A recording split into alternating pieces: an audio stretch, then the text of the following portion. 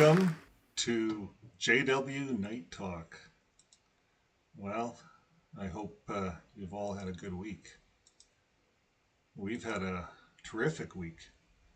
We've had I guess we can put the band away for now. We had a number of articles that we ran, and they were quite interesting. There's a lot happening in JW.org right now that we can see that all over the world, the governments or the courts, the Supreme Courts, everything's going to Supreme Court, and they're losing. I think they won one battle, but then they lost in another bigger way. I forget, but we cover them just about every day. So we thank you guys for subscribing and to our channel. It certainly helps when you subscribe. We realize that some of our audience cannot subscribe at times, and due to circumstances, perhaps of being inside the organization and having family members peeking over their shoulders. So we understand. It does help us, though, as creators, if you subscribe, and then YouTube can send us out to a larger audience if we build our subscriber base. So it takes a while, and for all the YouTubers out there, nothing happens overnight. And you know, if we view it as a little bit of charity, it's not a bad thing either. You know, that's when we were in the organization, that's kind of what we thought we were doing. Although we found that we were just magazine peddlers for the most part. I want to say hi to some of our regulars before I get off the live and get into the material tonight. SDR, hello everyone. K Fred, hi. My good wife is on the other end here, plugging all the comments. So you'll notice I'll be reading, and you'll wonder, well, how is he commenting? That's her. You see, her and I, we have this way of communicating, and you know how it is. If you're married, you know how it is. You both kind of think alike. So that's all good. So now I'm just going to try my display capture here for a bit. And then I'm going to move off to... We're going to cover some of this guy. We covered him last couple. I showed this Watchtower help admin site a couple of times, and if this is your first time seeing it, you can go on there and see his videos. Now this guy, we emailed him, and we try to get to know all the creators. I call them creators. Some might call us apostates, but we are apostates against the JW religion. We're not apostates necessarily against the Bible, but I could probably get back in here and there. Could be a little smaller. So the lighting isn't the best here today, so we fight with our lights here. We're just in a temporary studio here right now. I kind of tease people and say that David Letterman lent us his studio temporarily. There. But on one of our intros, we had David. We're going to David Letterman's studio. It's fun to imagine. We have a green screen here, of course, so we can imagine all kinds of different backgrounds. So you have to have fun with a bit of this stuff, I guess. So anyways, getting back to this fella here that did this Watchtower help admin.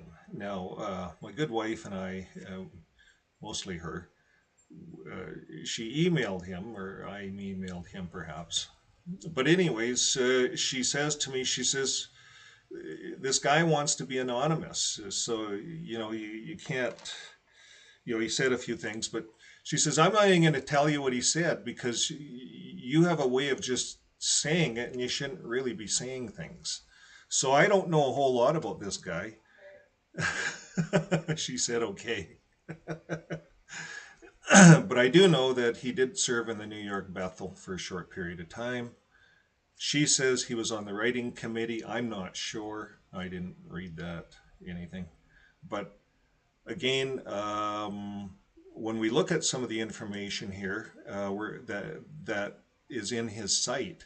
Now, we're not even looking at his videos. He only has 6 videos. They're really well done videos. And the animation is there's thousands of hours into it. Now, not only that, the real site is this Watchtower Help Club. Excuse me.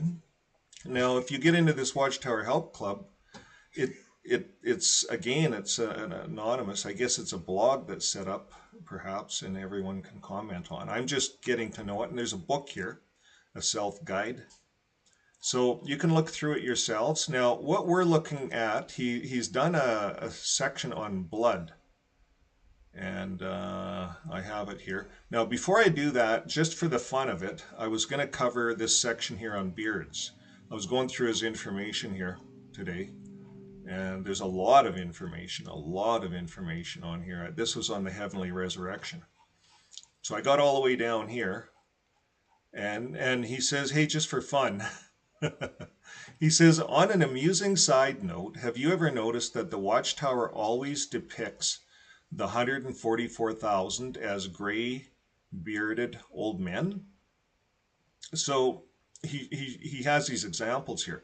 So I pulled up these examples so you guys could see them. So I don't know if you can see that. I'm gonna do this here.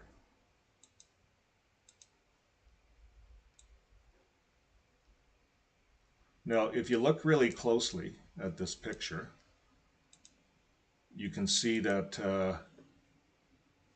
you can see these. You see my cursor's pointing in there? All of these angels have beards. I actually got looking, and every single one of them, I couldn't see one of them that's clean shaven. And the other thing is, there's no women angels. I could not see a woman. Is this a woman angel? I don't know. No, that's a guy. They all have beards. All the angels have beards. So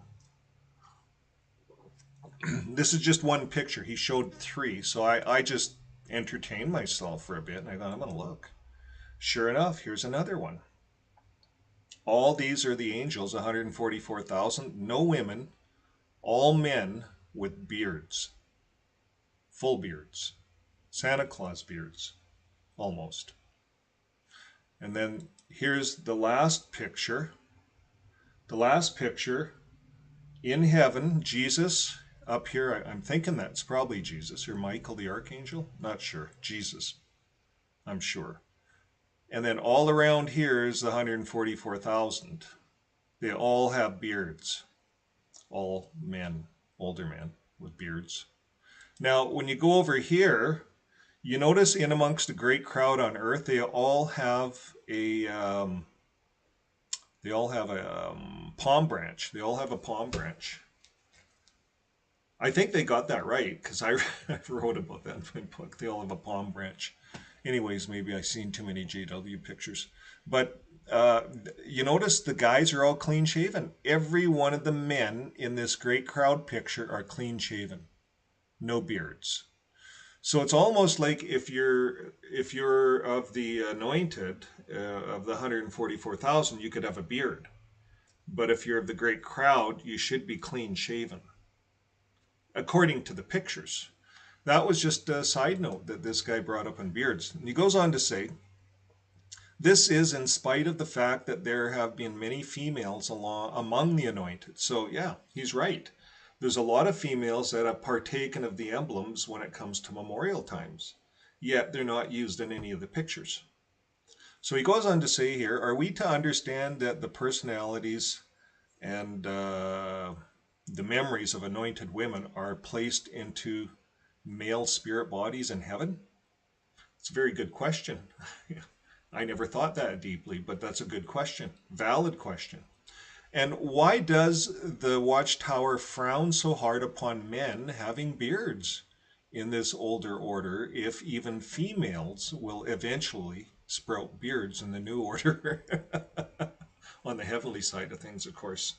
So, good question. When the females go to heaven, do they turn into men? According to the pictures, they do. Okay, so that's just a side note, just to kill a bit of time. And we got that out of the way. Now we're going to get into the Watchtower Help Club. Now, if I just did a search in there, you can go on to his Help Club just right off his website. You can find it over here, the Help Club down there. So I just went in and searched blood. And there's a real large study on blood from the Watchtower Help Club. And the first one is the Jehovah's Witness blood issue resolved. We're going to read that today. We're going to cover as much of this as we can today. The next one is Jehovah's Witness blood issue resolved, part 2, how good is their word?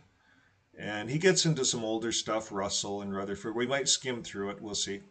And then number 3, the Jehovah's Witness blood issue resolved, part 3, context. We'll look at that. And then number 4, fractions and kosher cows. He gets into that. Now it's getting interesting. And I don't know if we're going to have time to get this far, but I think this is such an important subject. And perhaps you as the audience can tell me, because I think it's an important subject. Even as an ex-Jehovah's Witness coming out and still having the blood issue in our heads, because we're not sure. We're not sure, is it okay to eat meat with byproducts? I know, like, I've been out for 12 years, and when I go into the grocery store, I look at the wieners when I buy hot dogs. I look at the label, and I don't buy hot dogs with byproducts. Why? Is that because of false indoctrination? Should my brain be wired that way? Is that false wiring? You know, we talked about in other videos, we discussed how our brains can be wired incorrectly, and it causes cognitive dissonance among other problems, schizophrenia, narcissism. These are all traits within a Jehovah's Witness brain. So now when I'm excuse me, when I'm outside of the organization now, and it's been 12 years, I'm questioning things. Why do I do things this way? Is it because of this indoctrination? So we're going to go through this together, hopefully, and it does help resolve a lot of these things. He even gets into the Noahide law. Have you ever heard of the Noahide law? Excuse me.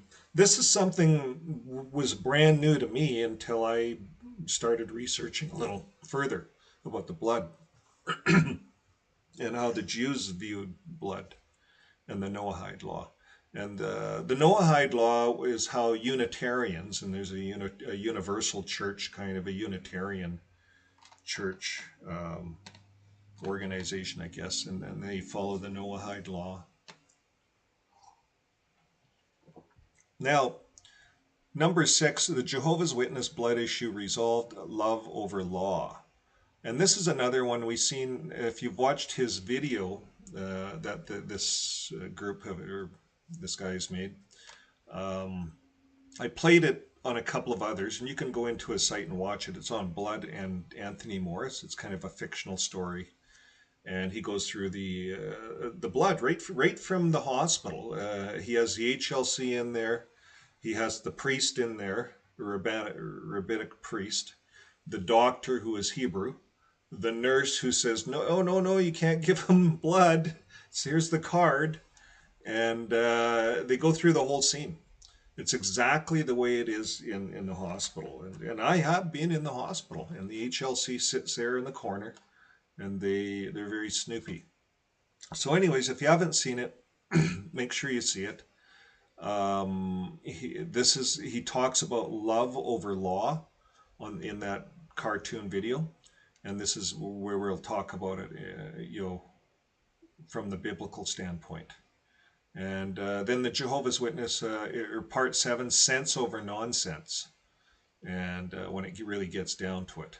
And part 8 is taking responsibility, and I think that's it. This one is how a leech sucked the life out of the Watchtower. And the Watchtower, a bloody mother thou art. So that would bring an end to the blood posts. And so if you guys would like this to be an ongoing on Tuesdays, we could cover this. It might take 2 or 3, not sure, but I think it's an important question. And I think here's a guy that has come out of the New York Bethel, wrote all this stuff, was working inside, now is working outside, now is teaching all of us how to view the blood issue properly. And I think it's worth reading. So I'm going to read it. Continue reading. We're going to go right to this first article, the Jehovah's Witness blood issue resolved. And I'll just read it here. You guys can follow along. He says, this is a big one, folks. The gloves are coming off, and we're going to dismantle the Jehovah's Witness blood doctrine, hold it up to the light, and bury it once and for all. And when we are done, there will be no excuses left for a witness to claim that they are following God's law or by allowing their children or themselves to die for want of a transfusion. So settle in and get comfy. There's a lot to go over. We're going to peel this onion and hopefully not make you cry too much. We're going to start with the basic broad assumptions and work our way down to the nitty-gritty. In order to remain a believer in the Watchtower's claim that the blood transfusions are sinful, you'll need to accept all of the assumptions we examine in each and every step along the way. This is an important point. You may indeed accept some of the assumptions in one or more steps, but that's not good enough. You have to accept them all, or else you'll need to toss the Watchtower doctrine out the window and head off to your nearest Red Cross and donate some blood. So there's the opening statement. But first, a little history from the Watchtower's point of view. The life-saving medical procedure of transfusing blood has been in use for centuries, but was perfected around the turn of the latest century. Yet it was not until 1945 that Jehovah saw fit to enlighten the world through his prophet, the Watchtower, that this procedure was against his law, and not until 1961 that he made it known that it was serious enough to be a disfellowshipping offense. Later on, though, Jehovah said that blood could be accepted if it was taken in its constituent parts rather than as a whole blood, except for some parts such as platelets, red blood cells, white blood cells, plasma, though fractionated parts of these were acceptable. He also told them that fractioned cow's blood, marketed as hemopure, was acceptable. Although Jehovah first told the Watchtower that a blood transfusion was the same as eating blood, he later corrected himself and said that a blood transfusion was a transplant. Finally, Jehovah helped the Watchtower writers to see that blood transfusion is not a life-saving procedure at all, but rather endangers the recipient's physical life as well as their spiritual one. Confused? You're not alone. Even attempting to state the Watchtower's official view of things, as we have above, leaves me saying that makes no sense. The first 3 layers, assumptions. The first layer of assumptions, of course, is that God exists and that this particular God called Jehovah exists. The second layer of assumptions is that Jehovah objects to blood transfusions to such an extent that he will extinguish a person's hope of eternal life should they ever accept a transfusion. This assumption rests entirely on the third assumption that the Bible is Jehovah's Word, accurately reflecting his expectations of us. These are huge assumptions in themselves, and we have devoted a lot of words to them elsewhere, so we won't go into them here. Suffice to say that belief in the God of the Bible and the Bible's accuracy are highly dubious assumptions, and unless you have complete faith in these first layers, you should have no reason to believe that there is anything sinful regarding blood transfusions. The critical fourth layer that makes witnesses unique. A lot of people besides the witnesses accept the above assumptions, yet they do not accept the next critical assumption, that the Watchtower's interpretation of the Bible in regards to blood transfusion is correct. So this is where we can, if we accept that the Bible's from God and everything, then why is the Watchtower the only one in the world interpreting the Bible this way? And how do the Jews look at blood? They're closer to the old law and where all the old scriptures talk about blood than we are. So we're going to cover all of this. A lot of people besides the witnesses accept the above assumptions, yet they do not accept the next critical assumption, that the Watchtower's interpretation of the Bible in regards to blood transfusion is correct. We're going to examine why that is in a moment, but first it's time to introduce the Watchtower's argument that blood transfusions are sinful. We're going to strive to do it full justice, so don't get mad at us if we state it as persuasively as we can. Okay, so folks, if you're an ex-Jehovah's Witness and you're online, don't let this bother you. But what this writer is saying, he's going to go through and really try to convince us that we shouldn't take a blood transfusion. So let's see how well he does. The reason the Watchtower gives for banning blood transfusions. After Jehovah killed off all of his good creation except for Noah's family and their menagerie, he decided to change the dietary rules. You see, up until then, everyone, including non-human animals, actually ate their vegetables. But now, that is, immediately after the flood, with only 2 to 7 individuals remaining of each species, Jehovah says, oh, go ahead and eat each other. And he changed lots of animals into carnivores so that they could no longer survive on plant-based diet. They had to eat meat. They had to eat each other. So the lions and tigers, they all began snacking on other animals, but evidently picking off only the males of the species, and then only after making sure the females of the species was pregnant, and patiently waiting to devour her only after she had given birth. You see, the reason he's saying this is because when Noah came across the ark, there was only 2 of each animal. So in order for these animals not to all go extinct, and man started eating animals, they had to kind of wait. And then the animals had to wait before they ate each other so they could get... So it's really starting to look like nonsense. I can see where he's going. Okay, let's keep going. It's getting fun. And here's the all-important point. Along with this new fleshly diet, Jehovah said not to eat the blood of the animals. Well, the lions, tigers, eventually weren't listening.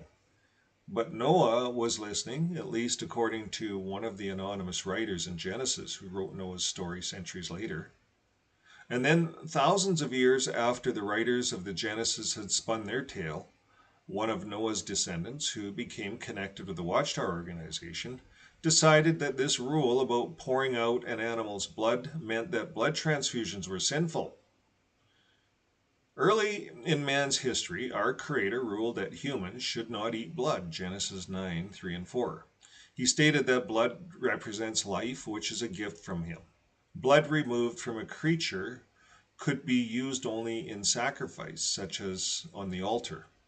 Otherwise, blood from a creature was to be poured on the ground in a sense of giving it back to God. It would be right, of course, to avoid products that listed things such as blood plasma, plasma globulin or globulin, protein or hemoglobin or globin iron. That's right from the Watchtower, by the way.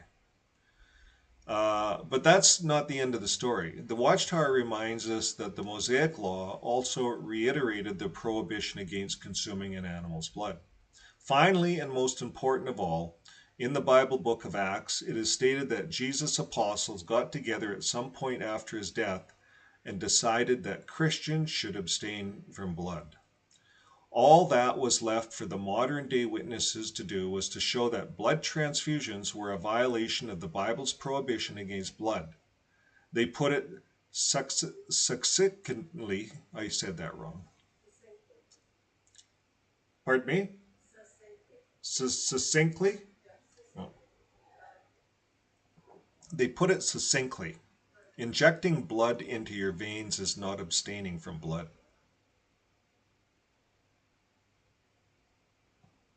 That's what they say, yeah. And then to justify this seemingly death sentence of a commandment from the supposedly loving and caring God, the Watchtower writers began to denigrate the medical procedure, claiming that it was not really beneficial but caused all manner of disease. With that, their case was complete. Once again, they had shown the world how righteous they were in strictly carrying out God's law as stated in the Bible, as they watched their children bleed to death, and how hypocritical everyone else was who claimed to follow the Bible and yet accepted this life-saving medical procedure.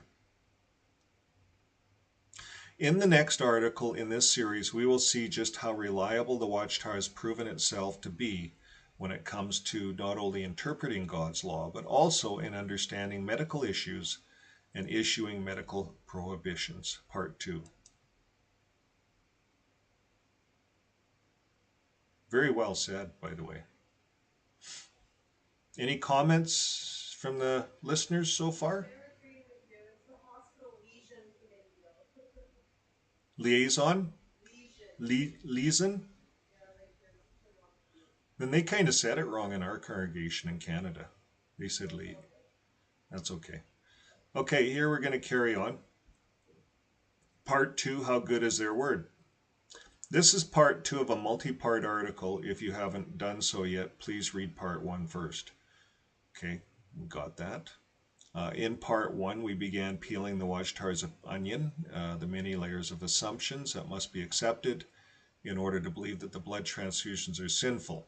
We saw that the first 3 layers were 1, belief in Jehovah, 2, belief in the Bible, and 3, belief in the Watchtower's interpretation of the Bible. Because they're the only ones in the world that are doing this. So now, a question of credibility. The next layer is faith in the governing body of Jehovah's Witnesses. In brackets, for convenience, we will refer to them by their publishing organization and chief publication, the Watchtower. This layer may seem optional. After all, we've written before about the fallacies of ad hominem attacks and how even stupid people and liars can make valid points and tell the truth at times. So if the Bible really does prohibit blood transfusions, it little matters how reliable the Watchtower is. However, most witnesses really haven't used their own reason in deciding whether the Bible prohibits transfusions. Excuse me. Instead, they have simply adopted the thoughts of the Watchtower. This is quite obvious in how all witnesses change their minds in unison as the Watchtower issues its new understandings, and they remind one of the flocks of birds following the leader and turning in sync. And it shows a flock of birds here following the leader.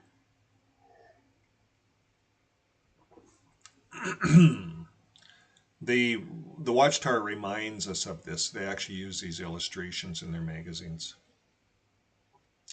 When the Watchtower changed from banning blood entirely to banning non-fractionated blood, all of the witnesses, though supposedly studying their Bibles daily, suddenly all at once understood the Bible to state that fractional blood was acceptable, despite the fact that the Bible says nothing at all about fractionated blood.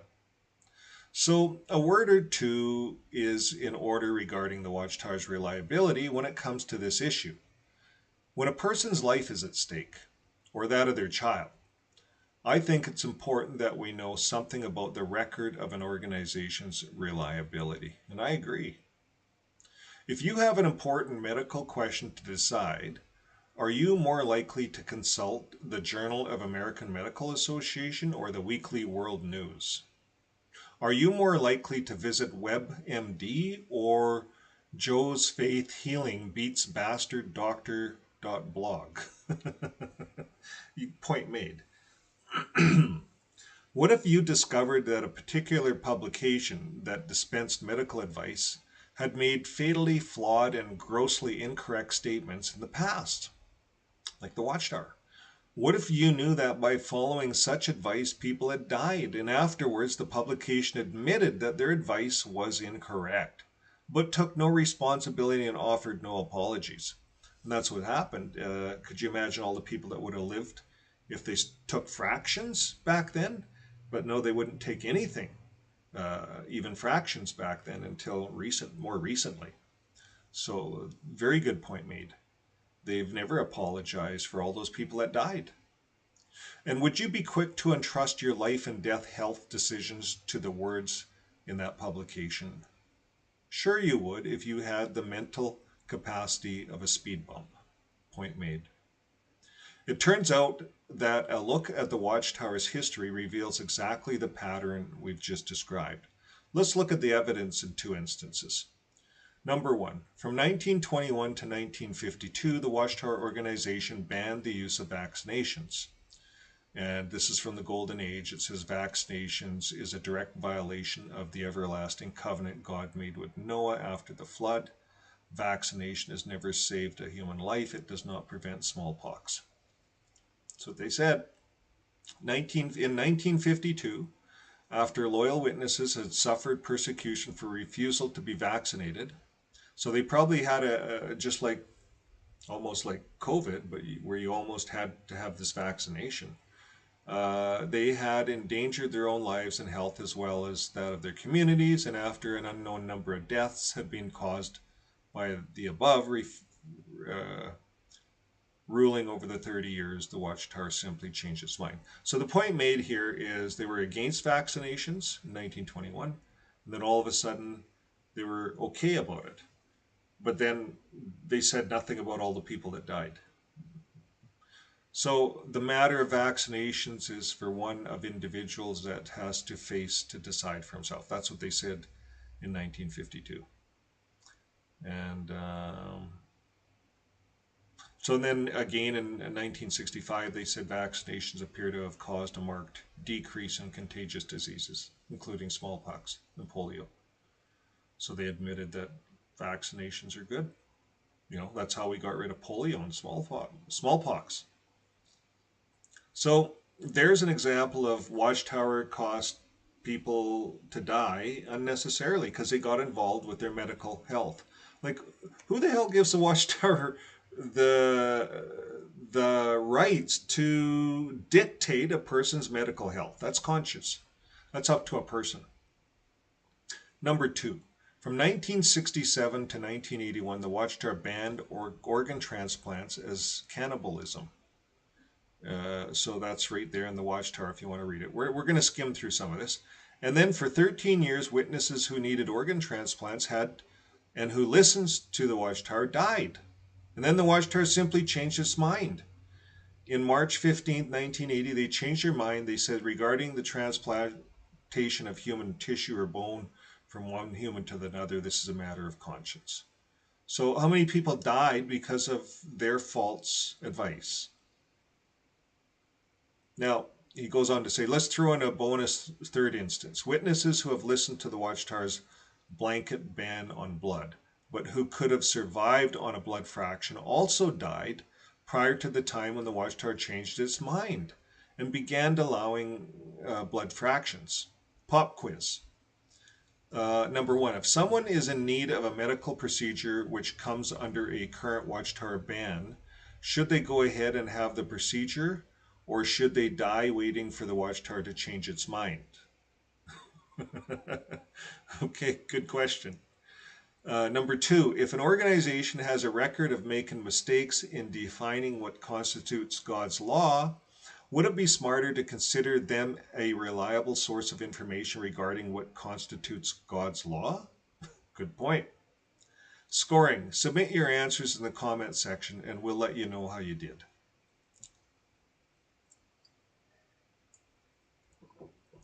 I like this writer.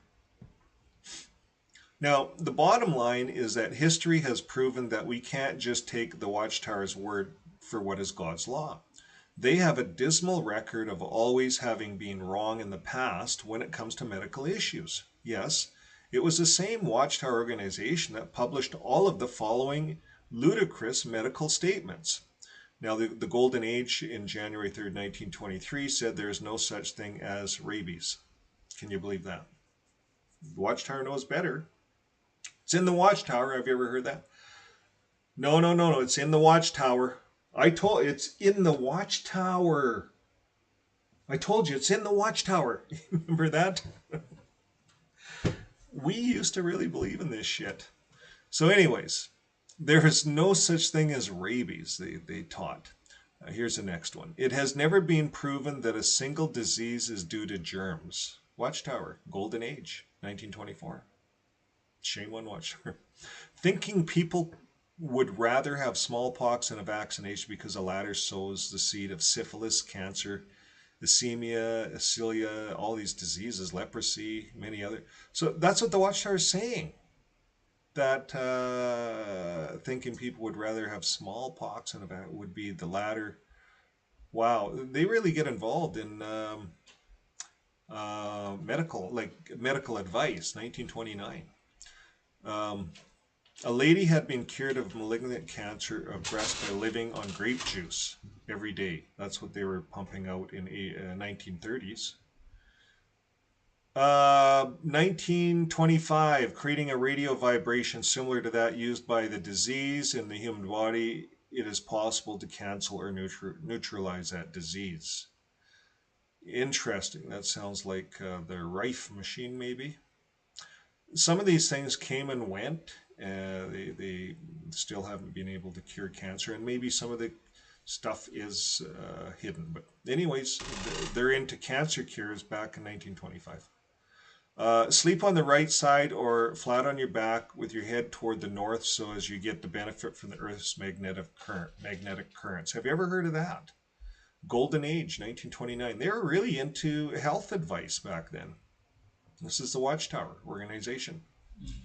The following table just shows how confident we can all be that the Watchtower's pronouncements on blood policy issues from their unchanging God, Jehovah, and that they are ever discreet in making sure of themselves before opening their mouths on such life and death medical issues. 1909. Initially, blood could be eaten. This prohibition was not extended to Gentiles ever because they were never under the covenant of the law. And they talked about that in the Watchtower in 1909. 1925.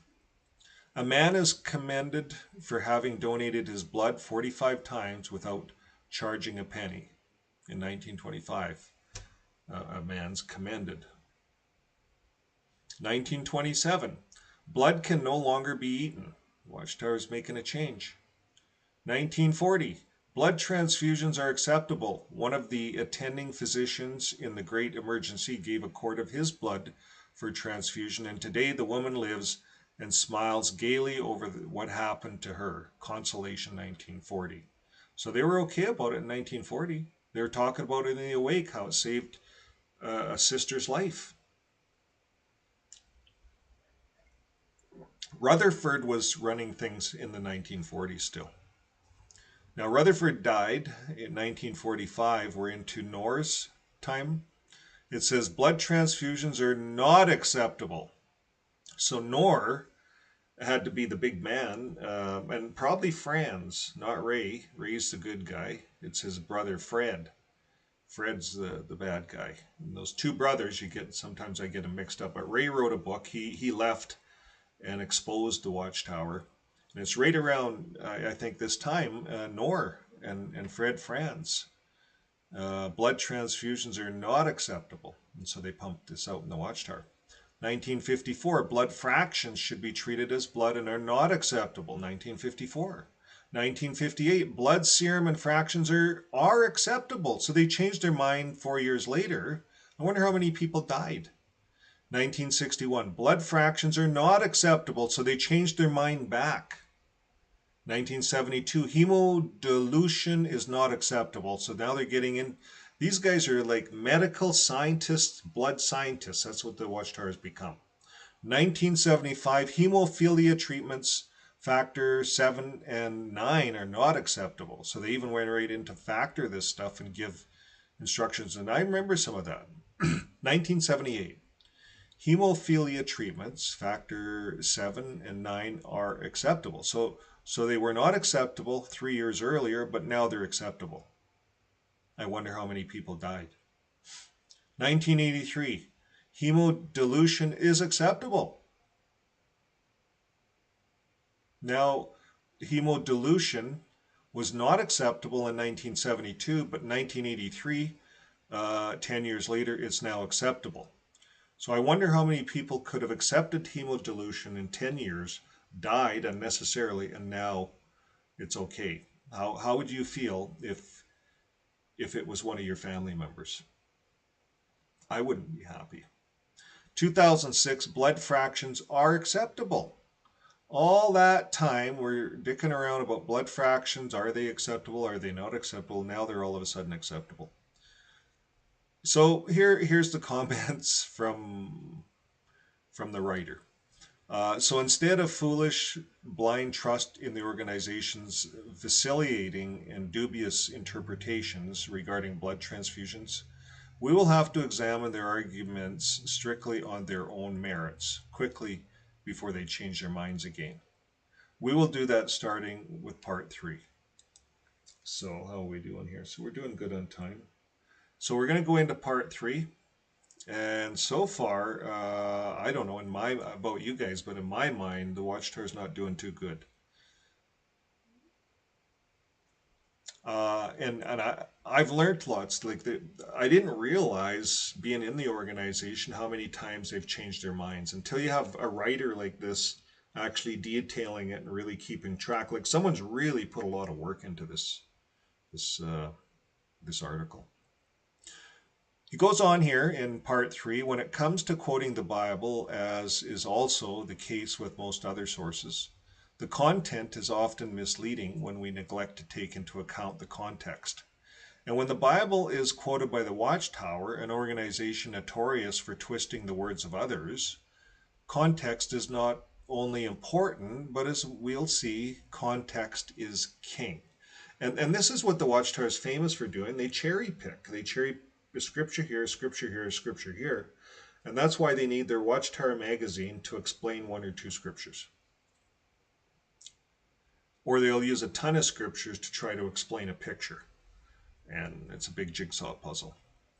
Okay, so on its website, the Watchtower gives 3 Bible verses as the basis for its anti-blood stance, as well as a side in which they cast doubt on the medical efficacy of blood transfusions. I don't know if I said that right. Now, here it is. The Bible commands that we not ingest blood, so we should not accept whole blood or its primary components in any form, whether offered as food or transfusion. Note the following scriptures. So Genesis 9 and 4. God allowed Noah and his family to add animal flesh to their diet after the flood, but commanded them not to eat blood. God told Noah, only flesh with its soul, its blood, you must not eat. This command applies to all mankind from that time on because all are descendants of Noah. So these would be like from the Watchtower. This is how the Watchtower explains it, right? And then Leviticus 17 and 14, you must not eat the blood of any sort of flesh, because the soul of every sort of flesh is its blood. Anyone eating it will be cut off. God viewed the soul or life as being in the blood and belonging to him. Although this law was given only to the nation of Israel, it shows how seriously God viewed the law against eating blood. Acts 15 and 20, abstain from blood. God gave Christians the same command that he had given Noah. History shows that early Christians refused to consume whole blood or even to use it for medical reasons. So this would be from the Watchtower. That's what they're... You see how the Watchtower put put that stuff in there. I'm sure this guy's going to cover it. So why does God's command us to abstain from blood? There are sound medical reasons to avoid blood transfusions. More important, though, God commands that we abstain from blood because what it represents is sacred to him. Leviticus 17:11, Colossians 1:20. So J.W. Org, what does the Bible say about blood transfusions? So now here's back to the writer's comments. We will consider the medical reasons in part 7 of this series. Right now, let's look at these 3 Bible verses one at a time. So now I think he's going to break this apart and look at Genesis 9 and 4 and break it apart. So he says, instead of isolating, he says, let's consider the first 16 verses of the chapter in the context from the Watchtower's own New World Translation. Instead of isolating verse 4 of this chapter of Genesis, and that's what the Watchtower did, he says, let's look at the whole chapter. So here we go. God went on to bless Noah and his family and to say to them, be fruitful, become many, and fill the earth. A fear of you and a terror of you will continue upon every living creature upon the earth and upon every flying creature of the heavens, upon everything that moves on the ground, and upon all the fish of the sea. They are now given into your hand. Every moving animal that is alive may serve as food for you, just as I gave you the green vegetation, I gave them all to you. Only flesh with its life, its blood, you must not eat. Besides that, I will demand an accounting for your livelihood. I will demand an accounting from every living creature, and from each man I will demand an accounting for the life of his brother. Anyone shedding man's blood, by man will his own blood be shed, for in God's image he made man. As for you, be fruitful, become many, and increase abundantly on earth, and multiply. Then God said to Noah and to his sons with him, I am now establishing my covenant with you and with your offspring after you, and with every living creature that is with you, the birds, the animals, and all the living creatures of the earth with you. So it goes on to talk here, and God added, this is a sign of the covenant that I am making between me and you and every living creature that is with you. Now we've all read that. Now let's see, I'm just curious to see where he's going with this. So going back to the writer of this article, he says the first thing to note is that the everlasting covenant has nothing to do with abstaining from blood, but is simply this God's promise to all creatures of the earth to never destroy all flesh again by a flood, and to set up the rainbow as a sign in this promise. The second thing to note is that there are more rules stated here than just one that mentions blood. The full list is, number 1, a fear of humankind will pervade all non-human animals. Number 2, every moving animal that is alive may serve as food for humankind. Number 3, an accounting will be demanded from every living creature. Number 4, only flesh with its life, its blood you must not eat. Number 5, anyone shedding man's blood, by man will his own blood be shed. And number 6, be fruitful, become many, and increase abundantly on the earth and multiply. So the writer says, however, the Watchtower ignores all of these rules other than the rule number 4. So though they insist that they are following the universal law given to Noah and his descendants, they really are not. Since they are not following any of the other rules, there is no logical reason to single out the rule number 4 and claim that it's binding on everyone today. Let's look into detail at all these 6 rules one by one. Interesting. I never thought of it that way, actually. You know, if you look at the whole context of Genesis, we read it here, you could gather all these rules out of there. And why did Jehovah's Witnesses just look at rule number 4? Let's look at detail at all these rules. So, number 1, a fear of humankind will pervade all non-human animals. If the governing body of Jehovah's Witnesses really think this supposed Noahide law, or in the Watchtower erroneous speaks, everlasting covenant, is binding to this day, then I'd like to see them make a public demonstration of their faith in this doctrine by fearlessly approaching man-eating tiger or swim in shark-infested waters. I guess that's part of the Noahide law. I don't know. This is above me. Uh, I don't know how you, the audience, are doing with some of this stuff, but this guy's a deep thinker. Um, Very deep thinker. Let's carry on. Every moving animal that is alive may serve as food for humankind. So that's point 2. So we will be seeing puffer fish and poisonous dart frogs on the Bethel menu anytime soon. We'll be seeing every moving animal may serve as food. An accounting will be demanded from every living creature. The field service report. So along with reporting hours spent witnessing each week, do Jehovah's Witnesses also turn in an account of the number of animals they have killed and or have eaten? Yeah, it kind of said that in the Bible. I was wondering about that. If not, it would seem that God's organization is failing in helping to organize this accounting. So I think what we're seeing is how ridiculous this is, taking one law out of the Noahide law and making it applicable to all mankind because Noah said so.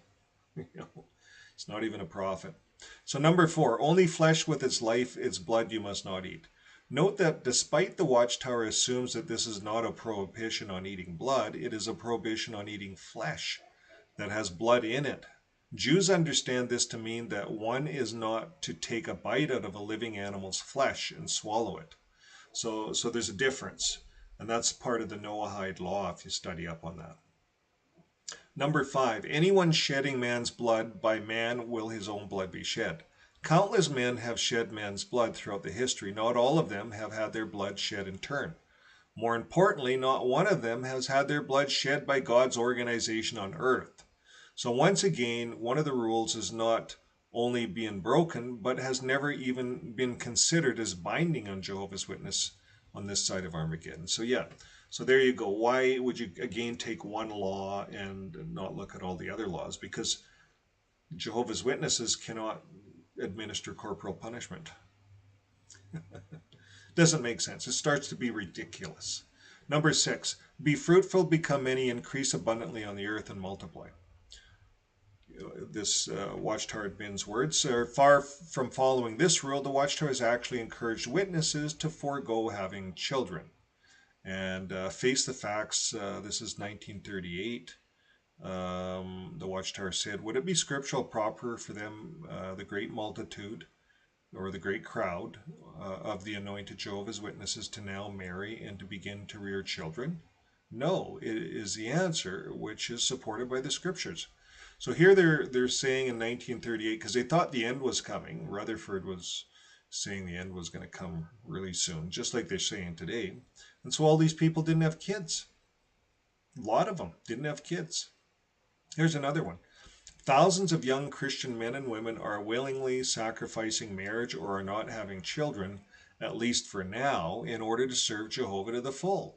Such wholehearted service brings deep joy to Jehovah, who will never forget their work and the love shown for him. Would it be possible for you to make additional sacrifices to serve Jehovah more fully? And that's how it was pumped out in my day when I was going to the meetings. That's 2016. That's how they tell everyone. Why are you having even getting married? You know, the end's going to be here. Okay, carry back. Since the Watchtower is inconsistent and doesn't appear to know what it's talking about, please turn to Wikipedia to find out what it really is meant by the Noahide law. I did that. I went to Wikipedia. You can read all about it. Not surprisingly, it has nothing to do with the Gentiles abstaining from blood. So it's about eating an animal that's bleeding or a live animal. If the Noahide law had meant that the Gentiles were ordered to abstain from eating blood, then we would not find the Mosaic law, which permitted Jews to sell unbled meat to them. So this is really interesting. So this isn't from Deuteronomy.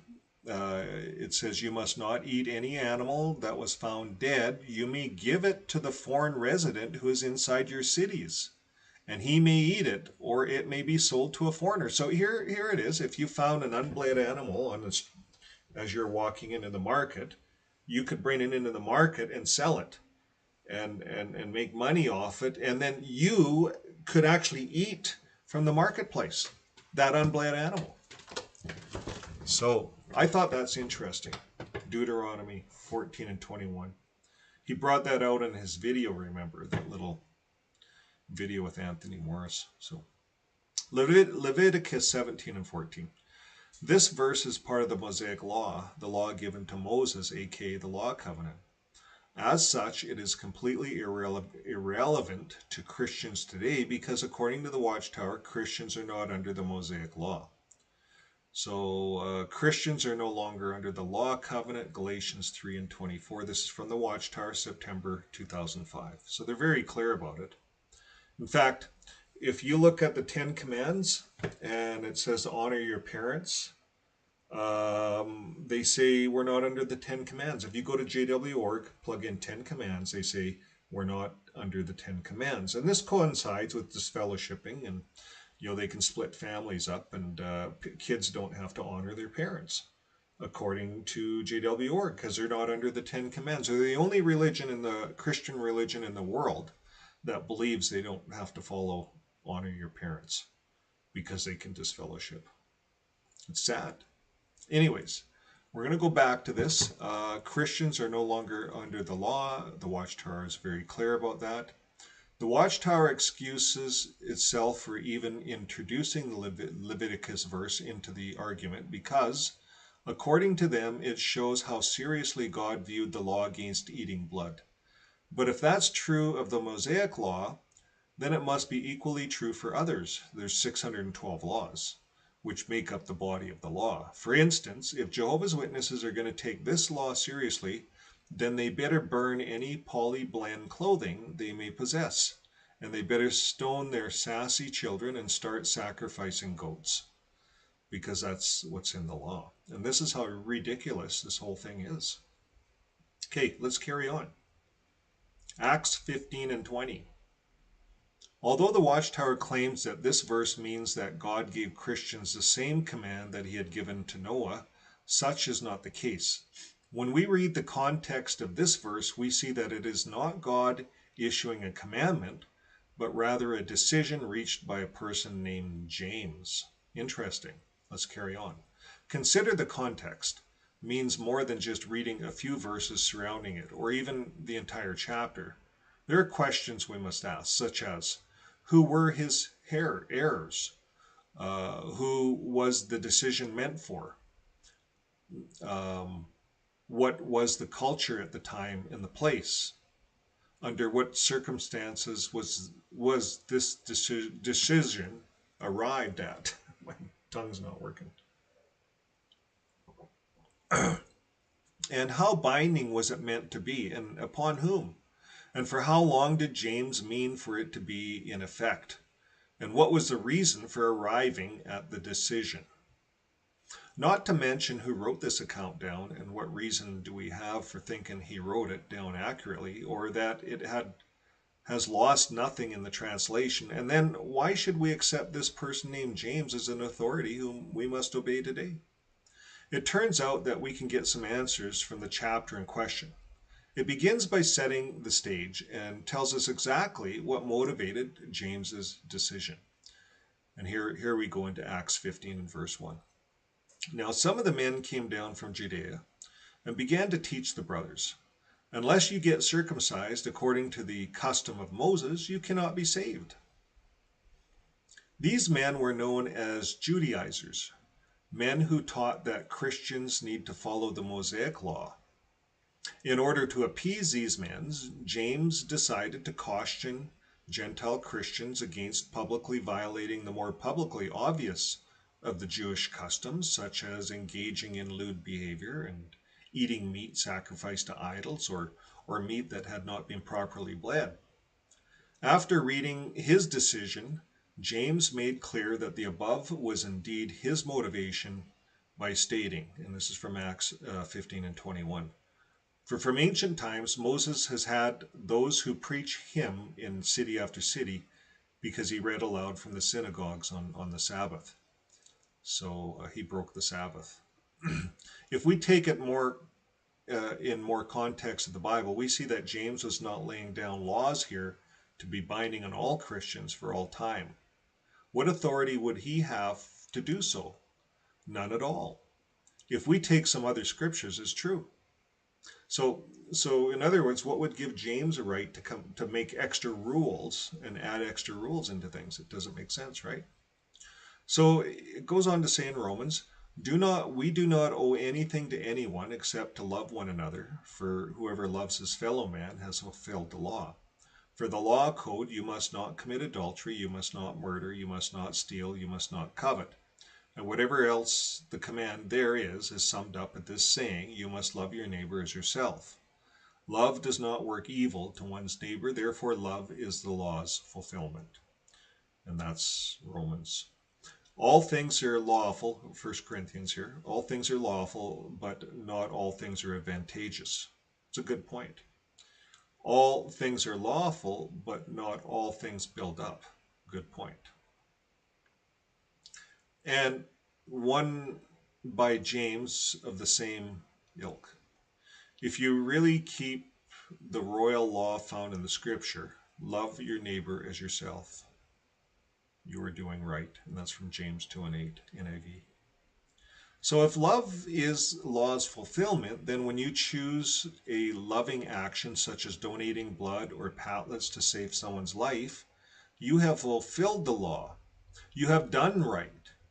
But if you do something unloving, such as refusing to help your children who is bleeding to death by denying him or her a blood transfusion, then you have violated the royal Christian law of love. In James' day, it was a loving thing to avoid offending the Judaizers by refraining from certain foods. That's why he recommended taking that course of action. But were we to understand this as a law binding on Christians in our day, prohibiting them from accepting life-saving medical procedures? Clearly not, as that would violate the law of love. Excellent point, excellent point. He goes on to say, but we have additional context from the Bible that makes this point even clearer.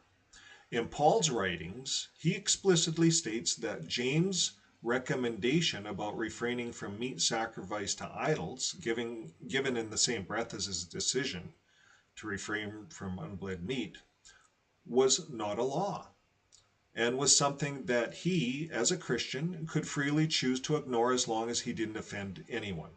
So now it's a matter of conscience. So we could read this whole thing. I'm not going to. 1 Corinthians 8, 4-13. A lot of us have read this. It goes on to talk about eating of foods offered to idols. We know that an idol is nothing, blah, blah, blah. And what does it talk about? So everything, here's what he's saying here. Everything that is sold in the meat market, keep eating, make no inquiry on the account of your conscience. For to Jehovah belong the earth, that which he fills it. If any one of the unbeliever invites you and you wish to go. So there you go. You could go to the market. You could eat whatever's sold in the market. You didn't have to worry about conscience or whether there's byproducts in it. So now this should help me when I go to the market, when I'm looking at wieners, hot dogs. If there's byproducts in it, I could eat that. I shouldn't have this JW thinking in here that tells me I can't eat that. Just like there's certain seafoods that you eat, shrimp and lobster. People eat lobster. It's kind of a live fish, I guess. But I don't think the Jews do. You can correct me there, but I think there's some seafoods that the Jews won't eat, but yet the Jehovah's Witnesses will eat it. It's to do with food and conscience. Now here we say, oddly enough, ours is the same conclusion reached by the Watchtower founder Charles Taze Russell. So the writer is saying that he agrees with Charles Taze Russell. Here's what Charles Taze Russell, the advice was that these abstain from, because Jews certainly would consider the eating of such meats as participations in the heathen idolatry.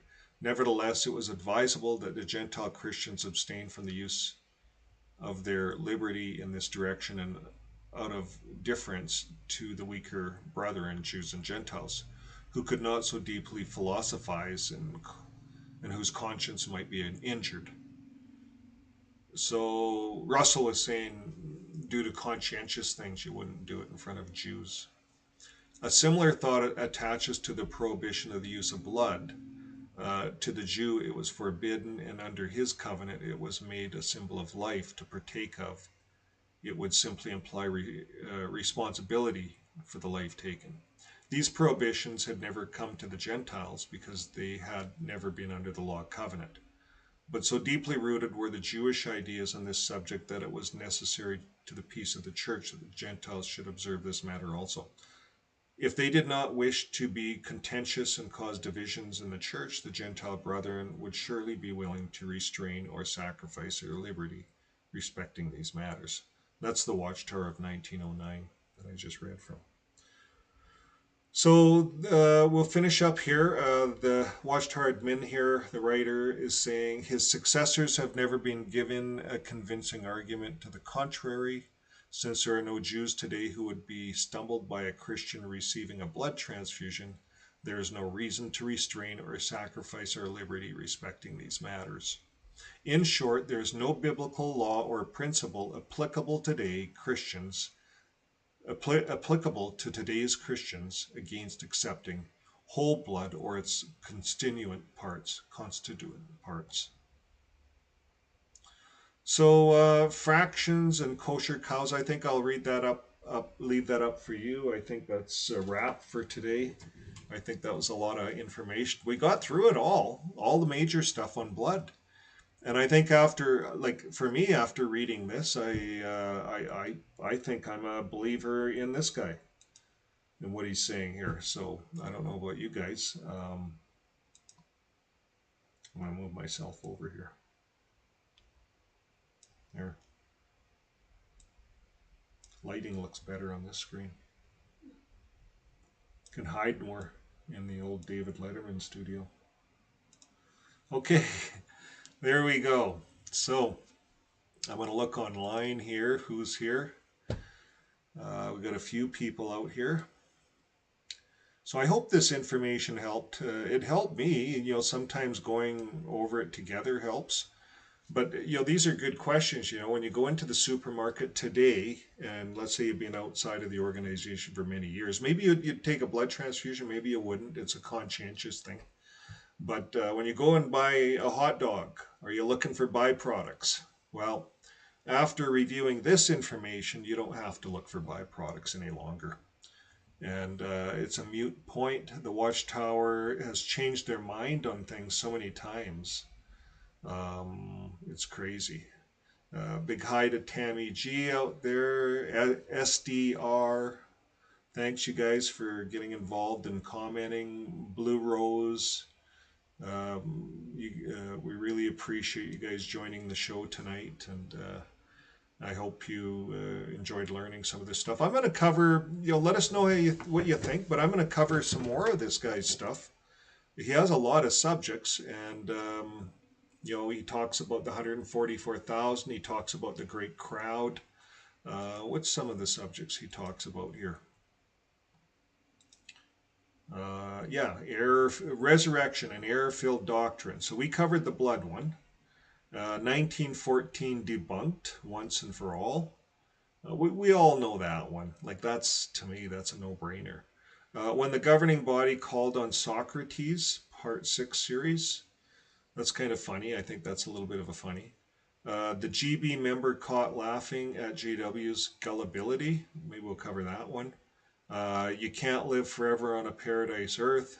I'd like to cover that one. I used to really push that book out a lot. And Jehovah's Witness Dilemma, part 3 series, the stand-up committee of the governing body. So I was going through some of this stuff on the site. I thought it was interesting. And maybe we'll come back and we'll look at a few more of these articles from the Watchtower Help Club. So if you're just on just now, it's the Watchtower Help Club that we've been going through. It's I don't know how long. I was looking at the blog he started writing in 2012, and then 2016, 2018, he did a lot of writing in this blog. So there's fairly new stuff, and I think it's great information. Great information. If you're just tagged in later here, just a little bit about the author. We don't know who it is.